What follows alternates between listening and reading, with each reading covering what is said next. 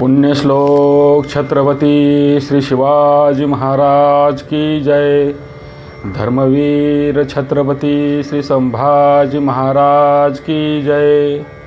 भारत माता की जय। हिंदू धर्म की जय। नमस्कार मंडळी, वाचनाच्या स्वरूपात आपल्यासमोर श्री शंभूचरित्र हे रोजच आपल्यासमोर आम्ही आणत आहोत। आज वाचनाचा तिसरा दिवस आणि या तिसऱ्या दिवसाचा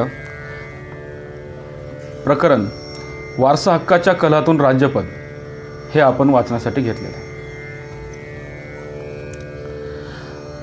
कोणत्याही प्रकारच्या राज्यकारभारात मुख्य शासनकर्ता निधन पावला की त्या शासनकर्त्यांची जागा कोण घेणार असा प्रश्न उभा राहतो।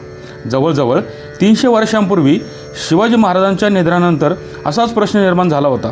खरे पाहिले तर असा प्रश्न निर्माण होण्याचे कारणच नव्हते। युवराज संभाजी हे महाराजांचे ज्येष्ठ चिरंजीव असल्यामुळे मराठ्यांच्या गादीवर त्यांचाच अधिकार होता। असे असूनही शिवाजी महाराज निधन पावल्यानंतर रायगडावर राजारामाचा गड आणि पन्हाळगडावर संभाजीचा गड यांच्यात गादीसंबंधी कलह निर्माण झाला। दोन्ही पक्ष आपापल्या परीने गादी मिळवण्यासाठी खटपट करू लागले। शिवाजी महाराजांच्या हयातीतच त्यांच्या पश्चात राज्यपद कोणाला मिळावे याविषयी चर्चा सुरू झाली होती। संभाजींचा हक्क डावलून आपला मुलगा राजाराम याला गादी मिळावी अशी सोयराबाईंची खटपट चालू होती। शिवाजी महाराजांच्या अखेरच्या काळात सोयराबाईने त्यांना एक दिवस विचारले, ज्येष्ठ पुत्र दौलतीचे अधिकारी आहेत, त्यांचे व पदरच्या मनुष्यांचे बनत नाही। माझा मूल लहान आहे, याचवरी सरकारचा लोभ आहे, त्या संस्थान त्याला अधिकार द्यावायचा किंवा वडिलांचा अधिकार वडिलाकडे सोपवायचा हे सांगावं। सोयराबाईस क्रोध उत्पन्न झाला, परंतु आधी स्त्री त्यात सत्ताधारी, वडील कोणी नाही, आपल्या मुलास अधिकार असावा, संभाजीच नसावा हे मनापासून चित्तात आले। सोयराबाईच्या अशा वृत्तीतून मुख्यतः वारसा हक्काचा प्रश्न उद्भवला असावा। त्यातून संभाजीराजे सन 1678 मुघलांना जाऊन मिळाल्यामुळे अष्टप्रधान मंडळात त्यांच्याविषयी अविश्वास आणि कटुता निर्माण होणे अगदी स्वाभाविक होते। अशा परिस्थितीत शिवाजी महाराजांना वारसा हक्काबद्दल निश्चित असा निर्णय करणे कठीण झाले असावे। त्यामुळेच त्यांनी हा प्रश्न अनिर्णितच ठेवला असावा। यासंबंधी काही चर्चा झाली असली तरी स्पष्ट असा निर्णय लागलेला नसावा असे वाटते। मरणापूर्वी शिवाजी महाराजांनी एक अधिकृत आज्ञापत्र प्रधानांसाठी मागे ठेवले होते असे केवळ रायरीच्या बखरीत नमूद केलेले आहे। शिवाजी महाराज आपल्या अंतकाळी म्हणतात, राज्यम्यास शिवाजीने 40,000 होणांचा पुणे महाल होता, त्यावेळी 1 कोट होणांचे राज्य पैदा केले। हे गड कोट व लष्कर पागा ऐसे मिळविले, परंतु मज माघारे हे राज्य संरक्षण करणारा ऐसा पुत्र दिसत नाही। कदाचित धाकटा कुंवर राजाराम वाचला तर तो एक हे राज्य वृद्धीने पावतील। संभाजीराजे वडील पुत्र जाणता आहे, परंतु बुद्धी फटकळ आहे, अल्पबुद्धी आहे, यास काय करावे? आपण तो प्रयाण करतो। तुम्ही कारकून व हुजरे मराठे कदीम या राज्यातील आहात, तुम्हास या गोष्टी कळल्या असाव्या। हा सभासदांच्या बखरीतील मजकूर ग्राह्य धरला तर शिवाजी महाराजांनी वारसा हक्काचा प्रश्न अष्टप्रधान मंडळावर सोपविला होता असे मानावे लागेल। या वारसा हक्काच्या कलहातून गोष्टी कोणत्या थराला गेल्या आणि संभाजीराजांनी अधिकारसूत्रे आपल्या हातात घेऊन राज्यकारभार करण्यास कशी सुरुवात केली या गोष्टीचा बोध होण्यासाठी त्यावेळेच्या रायगड आणि पन्हाळगड येथील घटनांचा विचार करणे आवश्यक आहे। रायगडावरील घटना। शिवाजी महाराजांच्या निधनानंतर दिनांक 3 एप्रिल 1680 रोजी अष्टप्रधानांनी विचार केला, जे संभाजी महाराजांची मर्जी यथास्थित मार्गावर येण्याचे उपाय करून होय तोपर्यंत संभाजी महाराज यास आहेत तसे बंदोबस्ताने राखून सर्व राज्याचा बंदोबस्त राजाराम साहेब येथे आहेत यास मंचकावरून करून कार्य चालवावी। नंतर सर्वांनी महाराजांकडे जाऊन त्यांची मर्जी प्रसन्न करून राज्याभिषेकादी करणे तसे त्यास करावे ऐसा संकल्प करून क्रिया समाप्ती झाल्यावरी राजाराम साहेब या सुमुहूर्ते मंचकावरून करविले। याप्रमाणे खरोखर अष्टप्रधान वागले असते तर संभाजी महाराजांनाही विशेष राग आला नसता अशी कल्पना करावयास अडचण वाटत नाही। परंतु या अष्टप्रधान मंडळींनी संभाजीराजांचा वारसा हक्क अमान्य करून त्यांना पकडण्याचा कट केला। जेदे शकावली, मल्हार रामराव चिटणीस बखर आणि परमानंद काव्य या उपलब्ध साधनातून या कटाची जुळवाजुळव करता येते। शिवाजी महाराजांच्या निधनानंतर 19 दिवसांनी 3:30 मुहूर्तातील अक्षय तृतीयेच्या मुहूर्तावर म्हणजेच दिनांक 21 एप्रिल 1680 या दिवशी अनाजीपंत सुरनीस सचिव यांनी राजारामाचे मंचकावरून करून संभाजीराजे यास कैद करावे असा तह करून मोरोपंत पेशवे यास पन्हाळ्यास चालून गेले। शिवापूर दत्परातील यादीत पन्हाळ्याच्या मोहिमेचे नेतृत्व मोरोपंतांकडे असल्याचे नमूद केले आहे. जेदे सकावलीत सोयराबाईचा उल्लेख नसला तरी हा कट तिच्याच मार्गदर्शनाखाली रस्ता गेला असावा असे वाटते, कारण तिला राजारामाच्या हक्काच्या आड येत असलेल्या संभाजीला दूर करावयाचे होते. मोरोपंत आणि अण्णाजी सैन्याला योग्य वेतन देऊन संभाजीला तोंड देण्याची तयारी करून पन्हाळ्यास निघाले. संभाजीला पकडावे किंवा मारावे असा मोरोपंतांनी हुकूम दिला होता. परमानंद कवीच्या म्हणण्यात थोडे बहुत तथ्य असावे असे वाटते, कारण वरील कटानंतर सव्वा वर्षाने संभाजी महाराजांवर विषप्रयोग केला असल्याचा पुरावा इंग्रज बखारवाल्यांच्या पत्रात सापडतो.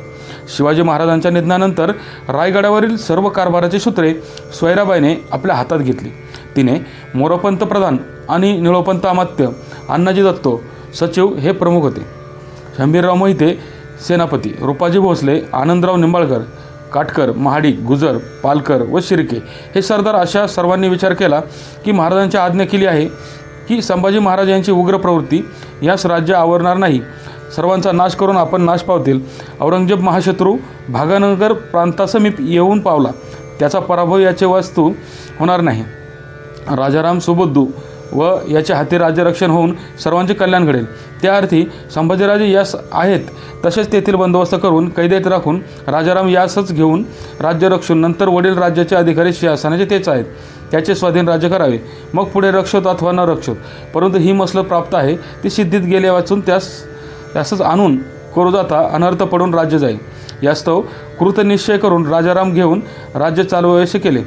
चिटणीसाने दिलेल्या माहितीत सोयराबाईने 1681 नंतर औरंगजेब दक्षिणेत येऊन आणि संभाजीच्या रागीट स्वभावाला त्याला शत्रूचा बंदोबस्त करता येणार नाही इत्यादी भविष्यात घडलेल्या गोष्टी, शिवाजी महाराजांच्या आज्ञा, राजाराम राज्य करण्यास कसा लायक आहे इत्यादी गोष्टी प्रधान आणि सरदारांना सांगून राजारामाला गादीवर बसविले असे म्हटले आहे. याशिवाय औरंगजेबाचा बंदोबस्त करून राज्याचे रक्षण केल्यावर साळसूदपणे ती राज्य संभाजीच्या स्वाधीन करणार होती. हातात एकदा आलेली सत्ता कोणीही सहसा सोडून देईल हे मनुष्य स्वभावाच्या विरुद्ध वाटते. सोयराबाईने राजारामाला गादीवर बसविण्याची मसलत केली हे खरे, तिला संभाजीचा अधिकार मान्य होता हा चिटणीसाचा युक्तिवाद योग्य वाटत नाही. राजारामाला गादीवर बसविण्याची मसलत ठरल्यानंतर सोयराबाईने हवालदार कान्होजी भांडवलकर आणि सरनौबत शहाजी भोसले यांना रायगड किल्ल्याचा बंदोबस्त करावयास सांगून दरवाजे बंद ठेवून दिंड्या उघड्या ठेवण्याची आज्ञा दिली. पाचाड येथे 10,000 मावळे आणि सरदार ठेवण्याचा हुकूम दिला. सेनापतीला कराड प्रांतिक कोल्हापूरला जाण्यास सांगितले. रायगडवरील काही सरदार प्रतापगडावर पाठविले. साताऱ्याला मावळे लोकांच्या जमावाने जावे असे ठरले. ही सारी व्यवस्था केल्यानंतर सोयराबाईने बाळाजी आवजी बोलून घेऊन त्याला पन्हाळा येथे बंदोबस्ताची पत्रे लिहिण्यास सांगितली. त्याने उत्तर दिले की आम्ही दरकदार राजाचे खावंद वडील संभाजी महाराज असता अशी पत्रे आम्ही लिहिणार नाही, तेव्हा तुम्हास हा आग्रह करण्याचे कारण नाही. त्यावर सोयराबाई त्याला म्हणते, तुमचे हातचे पत्र नसल्यास लोकांचा विश्वास पडणार नाही. यास्तव तुम्हाकडे दरक त्या अर्थ बरी वाईट पत्रे तुम्ही लिहावी, हे तुम्हास प्राप्त लिहून द्यावी. यामुळे बाळाजी पुढे मोठा प्रश्न उभा राहिला. तो पत्रे लिहिण्यास तयार नव्हता, परंतु सोयराबाईंची इतराजी दिसून येताच मी लिहित नाही, मूल आवजी बावा आहे त्यास स्वाधीन करतो, पाहिजे तसे करावे म्हणून उठून गेले. या माहितीस्तव सुरुवातीच्या कटात बाळाजीचा हात नसावा असे वाटते, त्यामुळे त्याला पकडल्याचा उल्लेख आढळत नाही. सोयराबाईने आवजी बावापासून पत्रे लिहून ती रवाना केली.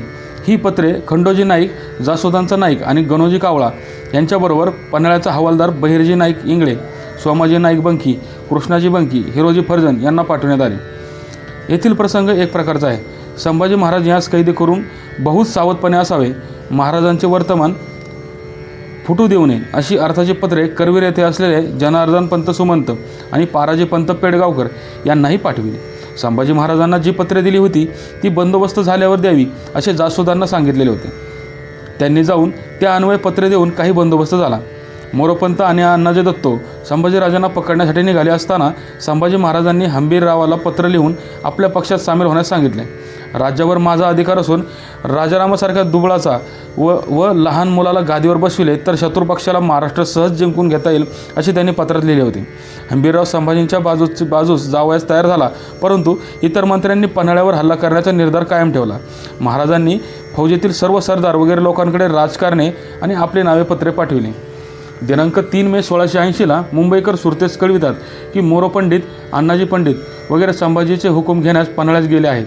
परंतु हे प्रधान तिकडे कशासाठी गेले हे मुंबईकरांना माहीत नव्हते. प्रत्यक्षात ते संभाजीला पकडण्यासाठी गेले होते, हुकूम घेण्यासाठी नव्हे. रायगडाहून मंत्री निघाले तेव्हा त्यांना बरेच अपशकुन झाले. प्रल्हाद निराजेने संभाजी महाराजांशी मिळते घेण्याचे ठरविले. मोरोपंत पंडिताने आपण शिवाजी महाराजांचा शब्द पाळून राजारामाला सहकार्य देण्याचा आपला आग्रह कायम ठेवला. हंबीररावाने मोरोपंत आणि अण्णाजी दत्तो यांना गुप्त बैठकीस बोलावले, परंतु त्या दोघांनी नकार दिला.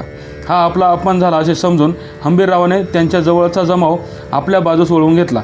मोरोपंत आणि अण्णाजीने हंबीररावावर हल्ला केला. हंबीररावाने त्या दोघांचा पराभव केला. त्यांना आणि प्रल्हाद निराजेला 19 मे ते 16 जून 1680 त्या दरम्यान कराड येथे कैद करून पन्हाळ्यास नेले. यापूर्वी थोडे दिवस म्हणजेच 16 मे 1680 रोजी रायगडावर काही लोकांना कैद करण्यात आले होते. तिघांबरोबर लहुजी सोमनाथही यालाही अटक करण्यात आली होती, कारण तोही या कटात सामील होता. पुढे लहुजी सोमनाथ आणि प्रल्हाद निराजीला सोडून दिलेले दिसते. प्रल्हाद निराजीची मुद्रा दिनांक 28/8/1680च्या पत्रावर सापडत असल्यामुळे त्याला त्यापूर्वी सोडले असावे. दिनांक 3/6/1680च्या पत्रात मुंबईकर इंग्रज सुरतेला कळवितात की अण्णाजी पंडिताचा शिरच्छेद झाला. मोरोपंतावर मर्जी खफा झाली नाही, तथापि त्याला अजून विश्वासात घेतलेले नाही. त्यावेळी अण्णाजी दत्तो जिवंत असून कैदेत होता. पन्हाळगडावरील घटना. शिवाजी महाराज निधन पावले त्यावेळी संभाजीराजे पन्हाळ्यास होते.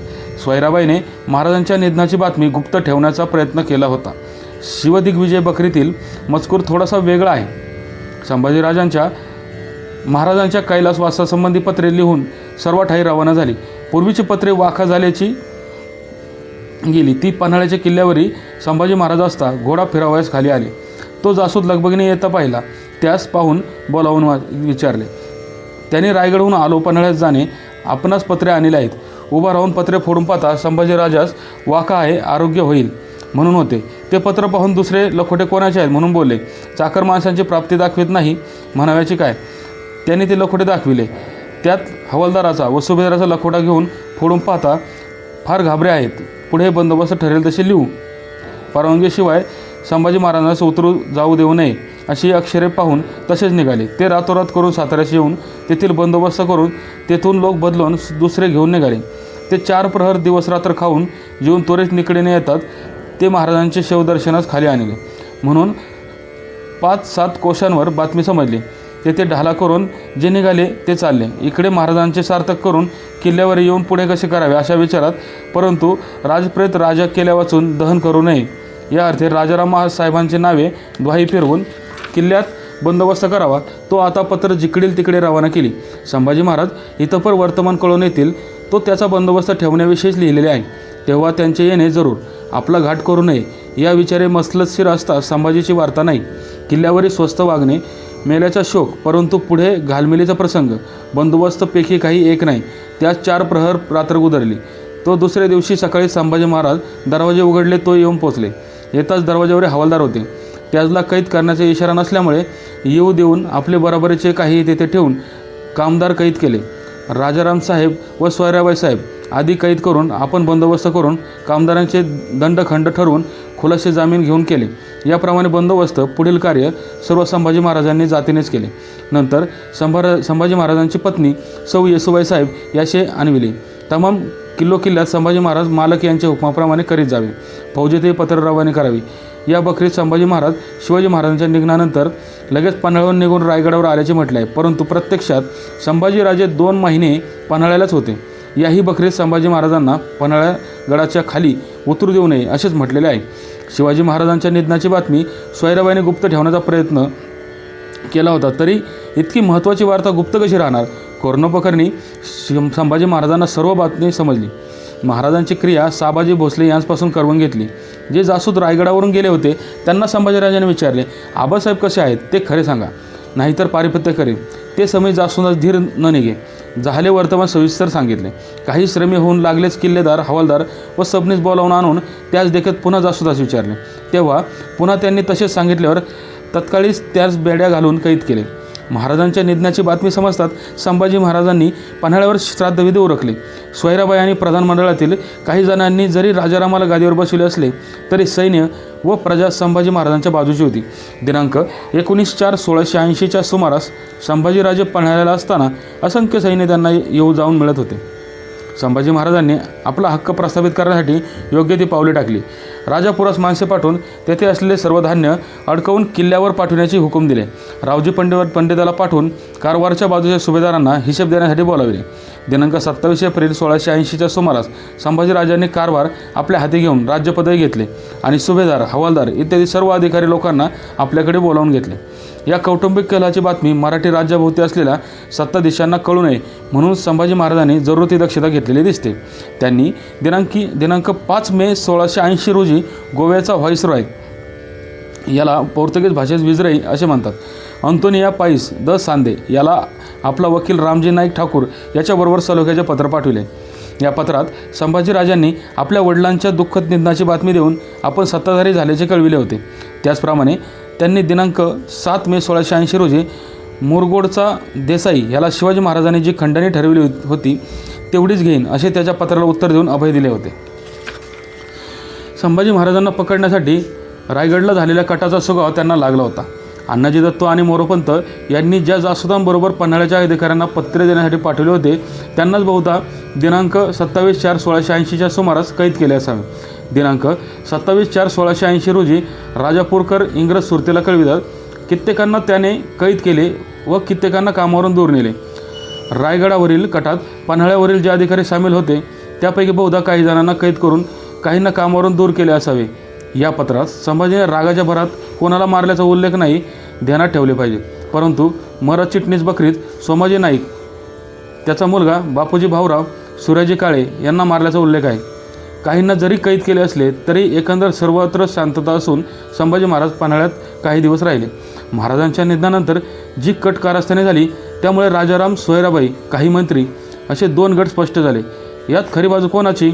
राजारामाला गादीवर बसविण्यास सोयराबाईचा काही स्वार्थ होता का असा विचार करू लागले तर काय दिसते, राजाराम केवळ 10 वर्षांचाच असल्याने मंत्र्यांच्या हातात सर्व कारभार गेला असता. त्याच्या आईला साहजिकच राजमाता म्हणून काही ना काहीतरी महत्त्व आले असते. यामुळे राजारामाला गादी मिळवून देण्यात तिचा हात असणे मनुष्य स्वभावाला धरून आहे. सोयराबाईने स्वतः पुढाकार घेऊन मंत्र्यांना हाताशी धरले असेल का? अण्णाजी दत्त प्रभृती मंत्र्यांनी तिला या कटात ओढले असेल. यातले नेमके काय झाले असेल? प्रधान मंडळींनी सोयराबाईला हाताशी धरून राजारामाला गादी देण्यामागे मंत्र्यांनाही एक कारण होते. 1.5 वर्षापूर्वी संभाजी शत्रुपक्षाला दिलेर खानाला जाऊन मिळालेला होता.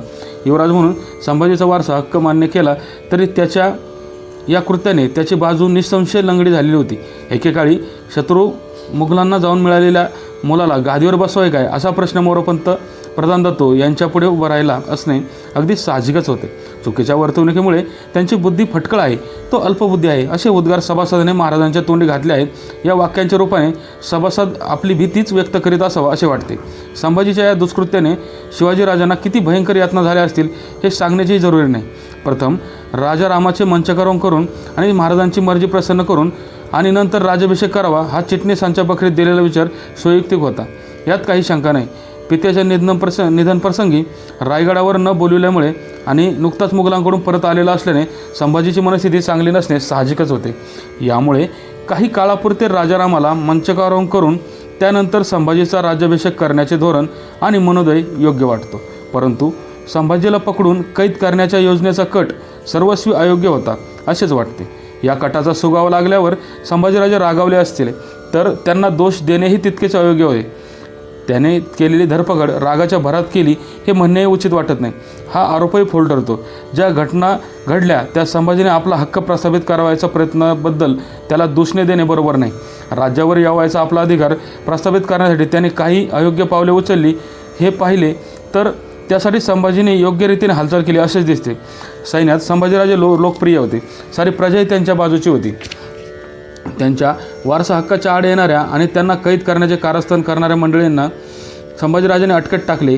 या अशा प्रकारच्या परिस्थितीत कोणताही शासनकर्ता जे करेल तेच संभाजीने केले असे म्हणावेच वाटते. संभाजी महाराजांचे सलोख्याचे धोरण. कटाचा पूर्णपणाने बंदोबस्त केल्यानंतर संभाजी महाराजांचे राज्यपद निर्वेद झाले. अटकेत टाकलेल्या माणसांच्या जागी त्यांनी नवीन नेमणुका केल्या. जून 1680च्या सुरुवातीला त्यांना महाराजांचा सर्वाधिकार प्राप्त झाला. यावेळी अनेकांनी पन्हाळ्याला संभाजीराजांचे अभिनंदन केले. पन्हाळ्याला त्यांनी 1000 स्वार सज्ज ठेवले होते. त्यांना 2 महिन्यांचा आगाऊ पगार दिला होता. संभाजीराजांच्या हुकमा वाचून बक्षीस मिळणार नाही असे नवीन सुभेदारांनी राजापूरच्या इंग्रजांना बजावले होते. इंग्रजांनी महाराजांकडे अर्ज केला होता.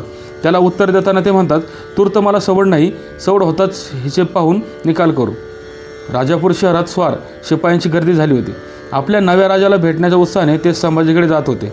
यामुळे राजापूरच्या इंग्रजांना आता संरक्षणासाठी नोकर ठेवावे काय असा विचार पडला होता. संभाजी महाराजांनी आपला सासरा पिलाजी शिर्के यांना 15,000 मावळे जमा करून सर्व किल्ल्यांचे खबरदारीस नेमून चौक्या उठवून त्यांच्या लोकांच्या मदतीने किल्ल्यांचा बंदोबस्त केला. कवी कलशाने महाराजांनी रायगडला जाऊन राज्याभिषेक करावा असा यावेळी सल्ला दिला. सर्व ठिकाणांची व्यवस्था झाल्यावर संभाजीराजांनी रायगडला जावयाचे ठरले. संभाजी महाराजांनी म्हालोजी घोरपडे यास सरंजामी देऊन मुक्त्यारी सांगून सरनौबताची वस्त्रे दिली आणि किल्ले पन्हाळ्यास ठेवून आपण रायगडास गेले. रायगडला जाताना त्यांची मनस्थिती तितकीशी समाधानकारक नव्हती. काही दिवसांपूर्वी झगडा करावा लागला तसा कदाचित रायगडावरही झगडा करावा लागेल की काय असे त्यांना वाटणे साहजिकच होते. या परिस्थितीत ते संतप्त झाले. तसे ते धर्मप्रवणही झाले होते. संत साधू महंतांचा आपल्याला आशीर्वाद असावा, त्या योगाने मनाला धीर आला तर पाहावे असे त्यांना वाटले असेल तर त्यात आश्चर्य कसले. पन्हाळा सोडून रायगडच्या वाटेवर असताना त्यांनी साधू संतांचे दर्शन घेतले. काही व्रतस्थ मंडळींची भेटी घेतल्या. मौजा कोर्टी येथे मल्हार गोसावी, सदावृत्ती गोसावी यांना भेटून त्यांनी त्यांच्याशी संभाषण केले. ते प्रामाणिक ईश्वरभक्त आहेत अशी त्यांची खात्री झाली. त्यांच्याकडे असलेल्या नाडोली तर्फ मारुल प्रांत कराड हा गाव त्यांच्या धार्मिक उत्पन्नासाठी चालवावा असे महाराजांनी ठरवले. संभाजीराजांनी दिनांक 3/6/1680 रोजी कराडचा देशाधिकारी भांजी गोपाळ यास आज्ञापत्र देऊन हा गाव पुन्हा स्वामींसाठी चालवून कुल गोसावी याशी दुमाला करण्यास सांगितले. ते गावी तुम्ही काही घ्यावयाची गरज नाही असे त्याला बजावले. कराड सोडल्यावर वाटेत संभाजी महाराज प्रतापगडला थांबले.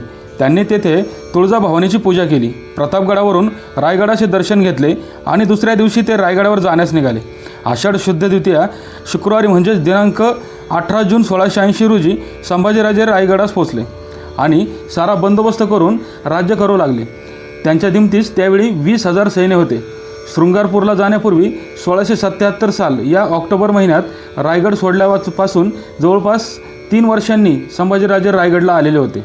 या 3 वर्षांच्या काळात अनेक विचित्र घटना घडल्या होत्या, परंतु आता राजे म्हणून ते रायगडावर आले होते. सह्याद्रीच्या कडेकपारीत रानावनात स्वैरपणाने हिंडणारा रायगडचा सिंह काळाने नेला असला तरी 18 जूनला त्या सिंहाचा छावा रायगडावर स्थानापन्न झाला होता. रायगडला संभाजी महाराजांनी राजारामाला नजरकैदेत ठेवले. याचा हेतू पुन्हा त्याला हाताशी धरून मंत्र्यांनी कारस्थाने करू नये हा होता. सोयराबाई साहेब यांचपाशी जाऊन बाईसाहेब कोठे आहेत म्हणून बहुत क्रोधे करून विचारले. ते समय जवळील बायका सर्व भये करून निघाल्या. तुम्ही राज्य लोभास्तव महाराजास विष प्रयोग करून मारले असा आरोप शब्द बोलून कोणाला भीतीच करून त्यात सोयराबाई साहेब चिनून दूध मात्र घालीत जावे असे सांगून आता पुत्रच घेऊन राज्य करावे असे बोलले. त्यानंतर 3 दिवस ती तशीच होती. 3ऱ्या दिवशी प्राण गेला. हे कळल्यावर दहन केले, क्रिया करविली. ऐशेपरी उग्रपणे मातब्बर सरदार 200पर्यंत माणूस शासन करून उग्रदंड केला. दिनांक 23/10/1680च्या डाक रजिस्टरमध्ये म्हटले आहे, गोळकोंडेहून असे लिहून आले आहे की शिवाजी राजाला त्याच्या दुसऱ्या बायकोकडून विषप्रयोग झाला असावा. त्याचा कनिष्ठ पुत्र गादीवर बसावयाचे घाटत होते. त्याला तुरुंगवास प्राप्त झाला आहे. आता शिवाजीचा ज्येष्ठ पुत्र राज्य करीत आहे. त्याला थोड्या अडचणी आल्या असे नाही. त्यामुळे त्याने सेनापती रघुनाथ पंडितास कर्नाटकात संपूर्ण कारभार दिला. लहान सहान अंमलदारांच्या त्याने बदल्याही केल्या. शत्रूपासून आपल्या राज्याचे रक्षण करण्याच्या इराद्याने संभाजीने 8,000 जादा स्वार नोकरीत ठेवले आहेत. कारण मुघलांचे व विजापूरचे सैन्य घाटातून स्वारी करील अशी वंदता होती. चिटणीस शिवदिग्विजय बकरीत आणि डाक रजिस्टरमध्ये सोयराबाईने शिवाजी महाराजांवर विषप्रयोग केल्याचा आरोप आहे. परंतु इंग्रजांच्या बातमीप्रमाणे ती रक्तातील साराने मरण पावल्याचे नमूद केले आहे. सोयराबाईला भीतीत चिरून मारली हा आरोपही बरोबर वाटत नाही. कारण ती पुढे सव्वा वर्षाने विषप्रयोगाने किंवा विषप्राशनाने मेली अशी मुंबईकर आपल्या दिनांक 27/10/1681च्या पत्रात नमूद करतात. संभाजीराजांनी रायगडला गेल्यावर राजारामाला वस्त्रभूषणे देऊन त्याचा सत्कार केल्याचे, सोयराबाई पुतळाबाई या 2 मातांशी गोड बोलून त्यांना ममतेने वागविल्याचे परमानंद काव्यात म्हटले आहे. राजारामाला नजरकैदेत ठेवले असले तरी संभाजी महाराजांनी त्याला दयेने वागविले होते. त्याचप्रमाणे त्याला थोड्याशा जमिनीचा कारभार मिळाला असून तो तेवढ्यावर संतुष्ट आहे. संभाजीराजे रायगडला येऊन 8 दिवस झाले नाहीत. तो 27/5/1680 या दिवशी त्याची सावत्र आई पुतळाबाई शिवाजी महाराजांची 4थी पत्नी सती गेली. महाराजांच्या मृत्यूनंतर 2 महिन्यांनी ती सती जाण्याचे कारण समजत नाही. उपरांतिक राजांनी पुन्हा मागती विधीपुरस्पर क्रिया केली, धर्म बहुत केला. रायगडावरील परिस्थिती आटोक्यात आल्यावर आणि राज्यात स्थिरता झाल्यावर संभाजी महाराजांनी स्वतः राजा झाल्याचे जाहीर केले. एकंदर त्यांच्याविषयी रागीट किंवा क्रूर असे बोलबाला झाल्याचे दिसत नाही. उलट ते फार मेहनती आणि सावध आहेत असेच लोक बोलत होते. संभाजी महाराज समजूतदार असून आपल्या कंपनीला त्यांच्यापासून त्रास पोचणार नाही असे डच वाखारवाल्यांनी म्हटले आहे. संभाजीराजांनी श्रावण शुद्ध पंचमी शके 1602 म्हणजेच दिनांक 20 जुलै 1680 या दिवशी स्वतःचा मंचकारोहण समारंभ केला. शिवाजी महाराजांच्या मृत्यूनंतर राज्यपद मिळण्यास संभाजीराजांना अनेक विघ्ने आली होती. राज्यपद मिळावे म्हणून त्यांनी एक नवस केला होता. हा नवस त्यांनी 1680 सालाच्या ऑगस्ट महिन्यात फेडला. या संबंधाची माहिती त्यांनी त्यावेळी केलेल्या दानपत्रात मिळते. राज्यसूत्रे हातात आल्यावर लगेच संभाजीराजांचा राज्याभिषेक होऊ शकला नाही. अष्टप्रधानांची नेमणूकही झालेली नव्हती. अशा परिस्थितीत त्यांनी 1680 सालच्या मे महिन्यापासून स्वतःच्या अधिकारात पत्रव्यवहार सुरू केलेला होता. उपलब्ध असलेल्या मराठी कागदपत्रांवरून जुलै 1681 पर्यंत संभाजीराजांनी आपल्या अधिकारात निरनिराळ्या क्षेत्रात अनेक पत्रे लिहिलेली दिसतात. धार्मिक बाबतीत साधुसंत मठाधिपतींना पूर्वीप्रमाणेच मोहिनी चालू ठेवल्या. स्वराज्यात बेळगावकडील देसाईसुद्धा मे महिन्यापासून संभाजी महाराजांशी पत्रव्यवहार करतात, आपल्या मागण्या कळवितात. त्याचा विचार करून संभाजीराजेही त्यांना अभयपत्रे देतात. या सर्व पत्रव्यवहारावरून शिवाजी महाराजांच्या निधनानंतर राज्यात कोठेही प्रकारचा गोंधळ निर्माण झालेला होता असे दिसत नाही. मुरगुडच्या रुद्रप्पाने राजांकडे तक्रारी केल्या होत्या. तो मुरगुड परगण्याची म्हणजेच मुरगुड बेळगाव जिल्ह्यातील बैल घोंगलच्या ईशान्येला 7 मैलांवर आहे. खंडणी वसूल करून कटोगडचा तनखा आणि इमारती यासाठी देत असताना विठ्ठल हरी हा मराठी अधिकारी त्या बाजूस जाऊन पैशाबद्दल किरकोळ वार्ता करू लागल्यामुळे कटोरगडास पैसे पाठविण्यात व्यत्यय येतो अशी त्याची तक्रार होती. यावर संभाजीने कटोरगडास तनखा आणि इमारती यासाठी आधीप्रमाणे पैसा द्यावा असे कळविले. बेटगिरीचा सुभेदार बाबाजी रखमानंद याने 2 गाव व गुरढोरे मारून पेवातील धान्यही नेले. त्यामुळे रयतेला दहशत बसली आहे अशी रुद्रप्पाची दुसरी तक्रार होती. बाबाजी रखमानंदाने जे काही नेले असेल ते सर्व सोडून देईल, तुम्ही रयतेला धीर द्यावा असे संभाजीने उत्तर पाठविले. रुद्रप्पाची तिसरी तक्रार अशी होती, संते गिरेकरांनी गाव मारून गुरेढोळे आणि शेळ्या पळवून नेल्या असे असता सुभेदार नारो अंबाजी हा त्याची पाठ राखतो. त्यावर संभाजी महाराजांनी त्याला कळविले की नारो अंबाजीस ताकीद दिली असून तो संते गिरेकरांना योग्य ते करावयास लावील. दिनांक 28/8/1680 रोजी रुद्रप्पाच्या या सर्व तक्रारीचे निरसन करून संभाजी महाराजांनी पत्रात लिहिले की स्वामींची त्याच्यावर कृपा आहे, एकनिष्ठतेने वागावे. प्रधान मंडळींना फार काळ अटकेत ठेवणे योग्य नव्हते. मोरोपंत अण्णाजी यांना कैदेतून मुक्त करण्याविषयी हरजी महाडिक, गणोजी शिर्के, अमळोजी राजे महाडिक, तुकोजी पालकर, मेहुणा महाजी निंबाळकर, ज्योत्याजी केसरकर आणि त्रिंबकबाजी देशपांडे इत्यादी सरदारांनी विनंती केली. ते म्हणाले की साहेब सिंहासनाधीश होणार आणि प्रधान यांच्या घरी चौक्या हे विहित नाही. यावरून चौक्या उठविल्या. बाळाजी आवजी प्रभू चिटणीस यांनी आपले काम करावे असे सांगून कृपा केली. प्रधान यांचे व अमात्यांचे गुमास्ते वगैरे करून काम तूर्त करावे अशी आज्ञा झाली आणि सेवा करू लागले. सन 1680च्या सप्टेंबर-ऑक्टोबरच्या दरम्यान मोरोपंत रायगडावर वारले. त्यांचा मुलगा निळोपंत यास मुक्त करून पेशवाई देण्यात आली. हानाजी दत्तोलाही मुक्त करून त्यास सचिवांच्या ऐवजी मुजुमदार केले. अशा प्रकारे अष्टप्रधानांनी केलेल्या कटातील मंडळींवरील राग कमी होऊन संभाजी महाराजांनी सामोपचाराची वागणूक केली. संभाजीच्या वागणुकीबद्दल सुरतकर इंग्रज दिनांक 18/10/1680च्या पत्रात लिहितात, संभाजीचा चालू कारभारावरून तो बापापेक्षा निराळ्या वृत्तीचा आणि स्वभावाचा आहे, म्हणजेच अधिक काळ मवाळ व दयाळू असा दिसतो. संभाजी महाराज दिनांक 19/10/1680 रोजी केळशीस गेले होते. तेथे बाबा याकूब अवलिया फकीर महाराजांनी स्थापिले होते. त्यांचेही दर्शन घेतले. तेथे 8 दिवस राहून दिनांक 25/10/1680ला रायगडावर परत आले. संभाजी महाराजांचा विधियुक्त राज्याभिषेक शके 1602 माघ शुद्ध सप्तमीला म्हणजेच दिनांक 16 जानेवारी 1681 या दिवशी रायगड येथे झाला. शिवाजी महाराजांच्या निधनानंतर समर्थ रामदास स्वामींचा शिष्य दिवाकर गोसावी कार्यभागप्रसंगे रायगडास गेला होता. दिवाकर गोसावी परत येतेवेळी त्याच्याबरोबर शंभूराजे यांच्या अभिषेकार्थ श्री समर्थास विनंती करावयास दिवाकर समवेत राघवानंत सज्जनगडास गेले. रामदास स्वामींना वस्त्रे, देवास पोशाख, जवाहीर, कारकून या जवळ पाठविले. राज्याभिषेक समारंभ पंचमी, षष्ठी आणि सप्तमी या 3 दिवसात संपला.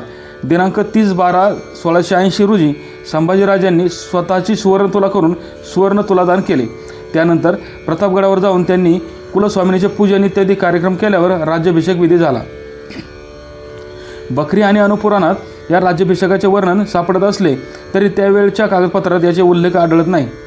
माघ शुद्ध गुरुवार शके मजकुरी यास राज्याभिषेक होऊन सिंहासनारूढ झाले. तोफा करविल्या. तो सूर्यदर्शन व्हावे ते अस्तमानापर्यंत अभ्र येऊन न झाले. सिंहासनावरून उठून रथावर बसले. तेथून काळपुरुष मारावा म्हणून निघाले. तो मार्गी रथ मोडला. तसेच जाऊन काळपुरुष मारून बाजाराचे बाहेर जाऊन हत्तीवर स्वार होऊन मिरवत समारंभ करून महालात आले. तेथून यज्ञशाळा केली. तेथे कब्जेचे सांगण्यावरून सोने, रुपे, तांबे, पितळ, लोखंड, कापूस, तेल, मीठ, सुपारी, नारळ, गूळ, साखर, 18 धान्ये यांच्या तुला केल्या. अष्टप्रधान यांचे सन्मान, वस्त्रे, अलंकार देऊन ब्राह्मण 30-40 हजार झाले. त्यास दक्षिणा ब्राह्मण भोजन करविले. तेव्हा दक्षिणेच्या दाटीत काही ब्राह्मणही मेले. गुणी, गायक यासही द्रव्य बहुत देऊन संतोषले केले. ते समयी अष्टप्रधान झाले ते पूर्वीच होते तेच, असे मल्हार रामराव चिटणीस बखरीत वाचावयास मिळणार. अनुपुराणात या सोहळ्याचे खालीलप्रमाणे वर्णन केले आहे. शंभूराजांचा राज्याभिषेक सुरू झाला असताना रायगडावर फार मोठा उत्सव साजरा करण्यात आला. यानिमित्त 4ही वर्णांचे लोक, वेश्या, नट, वादक, भाट, गायक हे सर्व आपापल्या स्थानातून निघून सह्य पर्वतावर जमले. नाना देशांचे राजे लोक दरबारात बसलेले असताना, भाट लोक बिरुदावली उच्चारित असताना, वाद्य वाजत असताना, गायक लोक गीत गात असताना, वेश्या नाचत असताना, मंडप सजविले जात असताना, देवतांचे आवाहन, अग्नीमध्ये होम केले जात असताना, ग्रहमुख, मातृकापूजन, राक्षोग्न मंत्रपाठ, धर्मकृत्य चालू असताना, पंडित लोक हे ज्ञान आहे, हे ज्ञेय आहे, आत्मा असा आहे, परमात्मा असा आहे, जीवाशिवांचे ऐक्य आहे या विषयावर वादविवाद करीत असताना, तीर्थजलांनी स्नान केलेल्या नित्याच्या अनेक दान, देवपूजा, गोपूजा, आचार्य, पिता, माता यांना नमस्कार, कुलदेवता महादेवाचे स्मरण करून आणि अलंकार धारण करून नांदी श्राद्ध, पुण्यवाचन इत्यादी विधी आटोपल्यानंतर पुरोहित व सुवासिनींनी ओवाळलेल्या लोकांकडून आणि पूर्ण पात्र हातात घेतलेल्या आणि नटलेल्या सुवासिनींकडून वाहिल्या जाणाऱ्या निरीक्षणाने लोकांची संभावना करणाऱ्या अशा शंभू महाराजांवर जमलेल्या ब्राह्मणादी सर्व लोकांनी अभिषेक केला. वनस्पतींच्या आणि नदीजलांनी नाव घातलेले त्यांचे शरीर शोभत होते. ब्रह्मदेवाने अभिषेक केलेल्या इंद्राप्रमाणे अभिषिक्त शंभू महाराज त्यावेळी शोभले. शंभू महाराज अंतःपुरातील स्त्रियांच्या मनात भरले आणि त्यांना अधिक मान चढला. रेशमी वस्त्र धारण केलेला, अत्यंत तेजस्वी, केशरीगंध लावलेला, चंदनाची उटी व फुलांच्या माळा धारण केलेला, जरीपटका बांधलेला, चिलखत, ढाल, तलवार, धनुष्य ही आयुधे धारण केलेला, सोन्याच्या कमरपट्ट्याने ज्याने कमर बांधली आहे, शेला पांघरलेला, वर छत्र धरलेला, बाजूला चौऱ्या ढाळल्या जात आहेत असा शंभू महाराज अधिकारानुसार आपापल्या स्थानावर बसलेल्या आणि हात जोडलेल्या सरदारांकडून स्तुती पाहिला गेला. अस्सल कागदपत्रात राज्याभिषेकाचे वर्णन आढळत नसल्याने बखर आणि काव्य यातील मजकुरावरून या सोहळ्याची काव्यात येणारी अतिशयोक्ती वजा केल्यास कल्पना येऊ शकेल असे वाटते. संभाजीराजांचे अष्टप्रधान कोण कोण होते याची विस्तृत माहिती राज्यकारभार या प्रकरणात दिलेली आहे. दुसरा कट. राज्याभिषेक झाल्यानंतर संभाजीराजांना काही महिने स्वस्थता मिळाली. 1681 सालच्या मे महिन्यात औरंगजेबाचा चौथा मुलगा सुलतान अकबर आपल्या बापाविरुद्ध बंड करून मराठ्यांच्या आश्रयाला आला होता. अनाजी दत्तो आणि इतर अधिकारी कैदेतून सुटलेले होते. अकबराच्या आगमनाचा फायदा घेऊन या मंडळींनी संभाजीराजांविरुद्ध कारस्थाने सुरू केली. अकबराच्या साह्याने राजारामाला गादीवर बसविण्याचे कारस्थान अनाजी दत्तो वगैरे मंडळींनी रचले. संभाजी महाराज आणि अकबर यांची गाठ पडण्यापूर्वीच अनाजी दत्तो वगैरे मंडळी त्यास भेटली.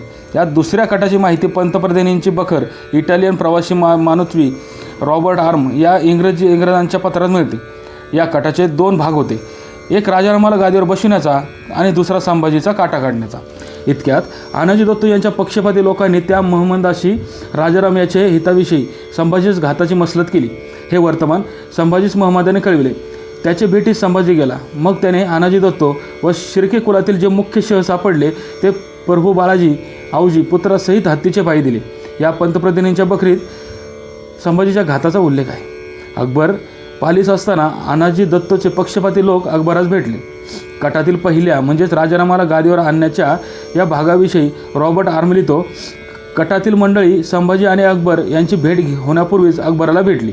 संभाजी महाराजांना मारण्याच्या कटात अकबर सहाय्य देण्यास तयार असेल तर ही मंडळी राज्याचा मोठा हिस्सा त्याला देऊन राजारामाला लहान भाग ठेवण्यास तयार झाली होती.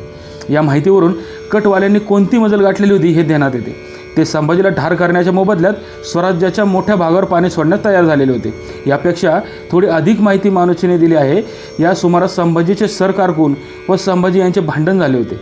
त्यांनी आपल्या राजाविरुद्ध राजद्रोहाचे पत्र लिहिले होते. त्यात त्यांनी शहजादा अकबराला कळविले की आम्ही तुम्हाला मिळतो. अकबर या संधीचा फायदा घेण्यास उद्युक्त झाला.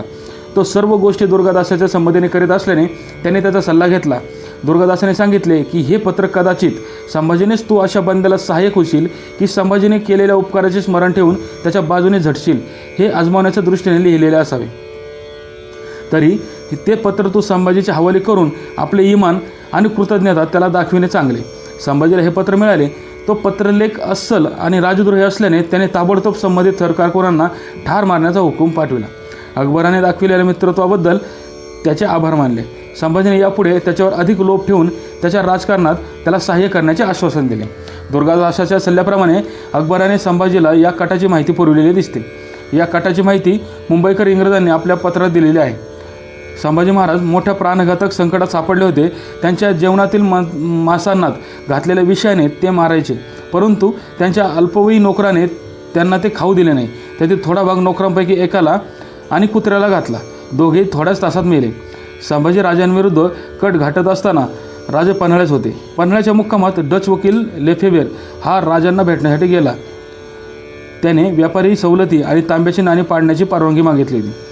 कॅनरा येथील व्यापार सर्वांना खुला असल्याने चांगला फायदा होईल असे त्यास वाटत होते. या कटात अण्णाजी दत्तो, बाळाजी आवजी, सोमाजी दत्तो, हिरोजी फर्जन, सोयराबाई वगैरे मंडळी होती. संभाजीने कटवाल्यांना पकडून कडक शिक्षा ठोठावल्या.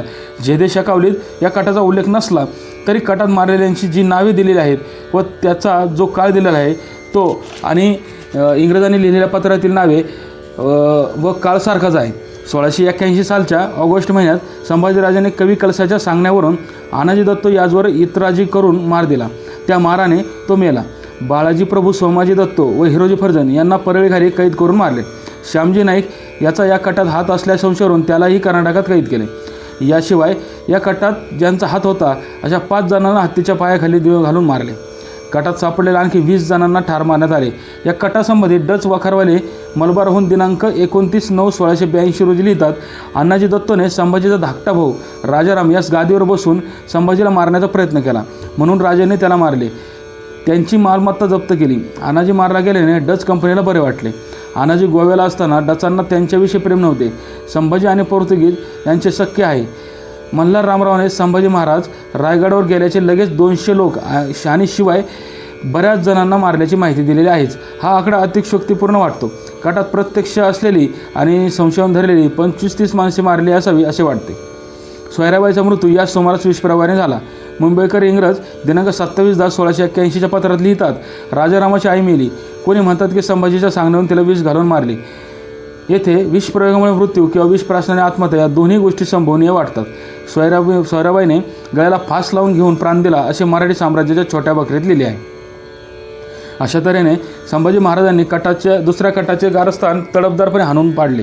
शिवाजी महाराजांच्या मरणानंतर संभाजी राजांविरुद्ध 3 कारस्थाने झाली. या 3ही कारस्थानातून ते सुखरूपपणे बाहेर पडले. औरंगजेबाच्या रूपाने स्वराज्यावर येणाऱ्या संकटाची चाहूल असताना अनाजी दत्तो, हिरोजी फर्जन, बाळाजी आवजी या मंडळींनी अकबराची मदत घेऊन संभाजी राजांना गादीवर काढण्याचा डाव रचला. हे अत्यंत दुर्दैवाची गोष्ट आहे, यात शंका नाही. ही कृत्ये राष्ट्रद्रोही होती.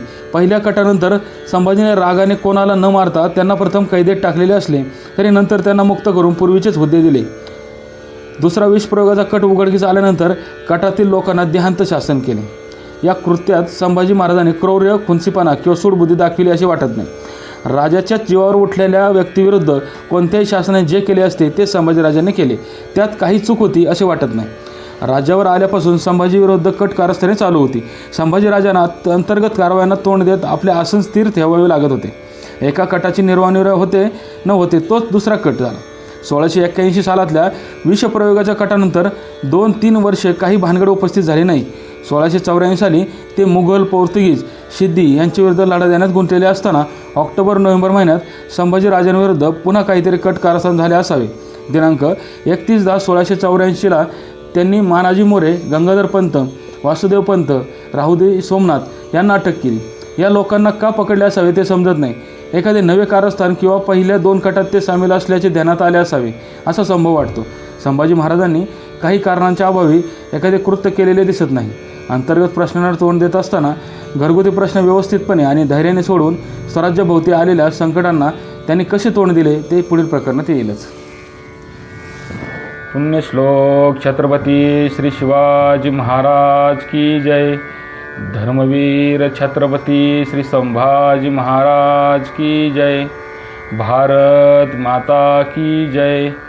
हिंदू धर्म की जय.